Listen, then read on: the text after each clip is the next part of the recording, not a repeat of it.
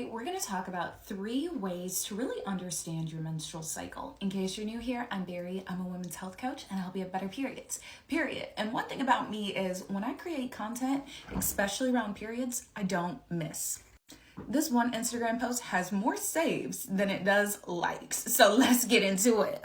Your menstrual cycle is quite literally a blueprint, okay? Menstruation, follicular, ovulation, and luteal phases. Each of these phases is going to dictate so many different things in your life, but more specifically, how you're going to feel and how you're going to show up. Phase 1 is menstruation. Normally, this is going to be days 1 through 7 of your cycle. However, it is subject to change based off of when you ovulate. But high level, it's usually going to be days 1 through 7. The second phase of your cycle is the follicular phase. This is post-period, but pre-ovulation. This is really going to be days 8 through about 13 or 14. It depends, again, on when you ovulate. This is ovulation. This is literally when you're on your period. It's the main event of the menstrual cycle. It literally dictates everything else. This is when the egg is released. This is when you are fertile, okay? But one of the things you want to remember is your fertile window actually begins in the follicular phase. It ends after you've ovulated. You're fertile in this follicular phase, in phase 2, and the end of that fertile window is really after you have ovulated. Which brings us to the 4th and final phase of your cycle, the luteal phase. Now, the luteal phase is really going to be from the time you ovulate. So let's say you ovulate day 15 of your cycle, it'll be day 16 to day 28 when you maybe are going to prepare to bleed again. Now, what you want to know is the energy that you feel at the start of your luteal phase is very different than what you feel at the end of your luteal phase. We call this short period of time your early luteal phase. Now, what the girls need to know about the luteal phase is even though she feels long, even though you might feel like, this isn't it, this is what you should do.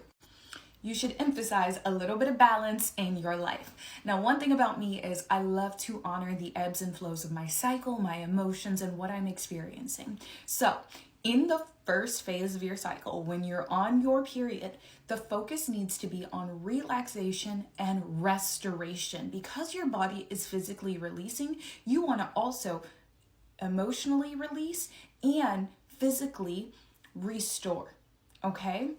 In your follicular phase, because the body is finally done bleeding, it's done releasing, you want to kind of get some more energy, right? You want to reconnect with the external world. When you're ovulating, you want to feel re-energized and renewed. That is literally what your hormones are doing. That's how your body's feeling, so go ahead and maximize that, okay, girl? Do that. And then the second you notice like you're a little bit more on the irritable side and you're just like, I'm not here for it, have a seat, relax, okay? Now let's take this up a notch and talk about how to utilize this for brilliance in business. Okay, so in the first phase, your brain is said to have 25% more connectivity between the right and left hemispheres, making this the optimal time for ideation. Okay? When you're on your period, start brainstorming. Then in the second phase of your cycle, the follicular phase, what you actually want to be doing is creation and more detail-oriented stuff. And that's just because of how the hippocampus and prefrontal cortex are really designed. Okay? Then when you're in that ovulatory phase, you're going to do execution and communication related things. Why are you doing this? There's a surge in the brain activity, a surge in your hormone levels, a surge in your energy levels. And that's when you are actually designed to communicate, to put yourself out there, to attract different things in your life, to pitch things and really attack. So you're going to do that in the ovulatory phase and a little bit of that early luteal phase, arguably, as well.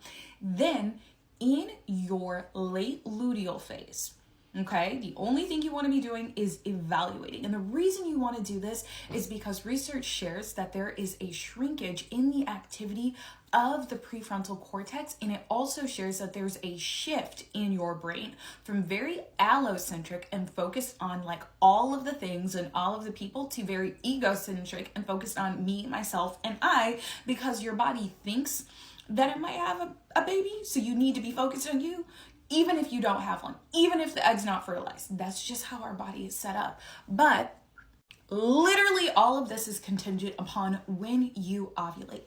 So although I'm giving you these days to kind of go off of. They are subject to change based off of when you actually ovulate, because ovulation is the main event of the menstrual cycle. Now, with that being said, I hope that you save this video, share it with your girls, and honestly, let me know your thoughts. Like, are you about to start using your cycle as a blueprint? I really feel like you should, but let me know. Love you, mean it.